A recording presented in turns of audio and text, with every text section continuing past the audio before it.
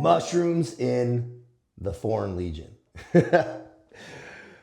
Kind of a funny concept, funny topic, but some things came up recently and it was bringing up some old memories of, man, coming across mushrooms in the Foreign Legion. Now, on that thumbnail and on that picture you'll see, that was me eating one of these big mushrooms that grew out in the field, out in the Foreign Legion regiment I was at.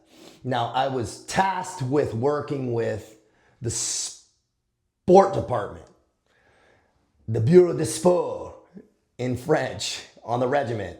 And there was this big Serbian dude, solid cat, big, solid, well-bred mofo. And I was digging all these posts and I was working, and I was still a first class at the time, like a private at the time. And he goes, hey, we got to go pick some mushrooms. And I go, okay. Now, these weren't psychedelic mushrooms. I'm going to get into that in a little bit in a second. But we were walking out in the forest, and I'm like, dude, we should just pick these mushrooms. He was like a mushroom specialist, and I get these big mushrooms. Somebody that knows about mushrooms can put it in the comments. They grow, and I guess there's some delicacy. He would get all these bags of them, and then he would hop on the train and go sell them in Germany. He had a chick that lived up in Germany. He would go sell them.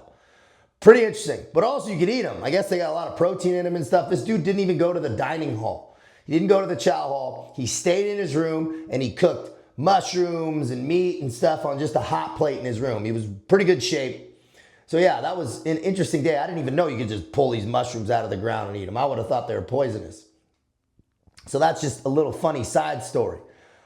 But on some psychedelic mushroom stuff, man, there was this Norwegian cat. What's up, brother? He knows what I'm talking about. There was this Norwegian cat. And a few times I came across this dude. He was a very unique guy. And he was in the Norwegian military and came down the Foreign Legion after. And a few moments with this guy. He comes in my room smashed on a Sunday night. I would get in early on Sunday because I liked prepping my room and stuff. And he wakes me up, and I wake up and I just see the silhouette of him, and he just shoves a handful of mushrooms in my mouth on just a random Sunday night before we got work the next day. So I stay up, talk to him, right? That was something interesting. You know, those little ones. Now, fast forward a little time, and we're flying to French Guiana Francais. We're about to deploy. And so we're in the airport, whatever. He goes, hey, I got to get rid of these, man. I'm going to get rid of what? He goes, these mushrooms. He's like, eat some of these with me. I'm going, well, I got what is it, a 10-hour flight, whatever it was, with the Air France. It's a military flight. We're flying from a military base outside of Paris. And I go, okay, man. And he gives me a handful, and I eat them. And you're on a military flight, so it's pretty much like economy, you know, you're maybe even smaller. And I'm sitting there, an interesting flight to say the least. You can't get up. It was hot as shit. I was experiencing some very interesting hallucinations, but I knew it was going to be gone in about 10 hours. So I just stayed and just drank water and just held on for dear life until we landed, and it worked out okay. This same Norwegian guy, this is probably one of the funnier situations. I'm up in the Alps. We have a group, and we're building an igloo. I still got to post that igloo story, man, where it shows us actually building it. I got to find that video. It's pretty cool, man. We'd have a troop-sized element dug into the mountain. You dig it up on a hill. You dig a big trench, and then all the dudes go to work with our little shovels, and you dig out these little cubbies all the way down. So you got a walkway and then 2 holes up at each side for ventilation. You put skis over the top, then you cut big thick blocks of like snow, packed snow, and you set them on top and you fill it with snow and you look. And dude, if you were on the outside, you would never know there's like 30 dudes under there, man. Pretty cool, pretty tight, because that walkway just gets caked with gear. And dude's all tucked up. It's super tight. But I was on watch, and the watch guy's got to walk down this little walkway. And I say walk, you're kind of just checking on dudes, go and poke your head out, kind of see, It's all, you know, dog and pony, but that's really what you'd be doing if you're on operation. And everyone's asleep. I pulled the short straw, and I'm probably doing watch at 3 a.m. or something, and I'm walking and it's quiet and everyone's sleeping, and I turn and I walk past and I look and I just see like him, and he's sitting, and I'm freezing. He's got no shirt on, like compression shorts, and he's sitting cross-legged, and he's got socks on, and he's drinking tea, and I see him putting mushrooms in this tea, and I go, "What's up, man?" He goes, "Want some mushroom tea?" And I said, "I absolutely do." So I come in, and I'm sitting there sipping tea with him, sipping on mushroom tea. Way up in the Alps is like a blizzard over top of us. It's about 0 degrees Celsius underneath. So relatively warm considering in comparison to what it is up top with the wind chill factor.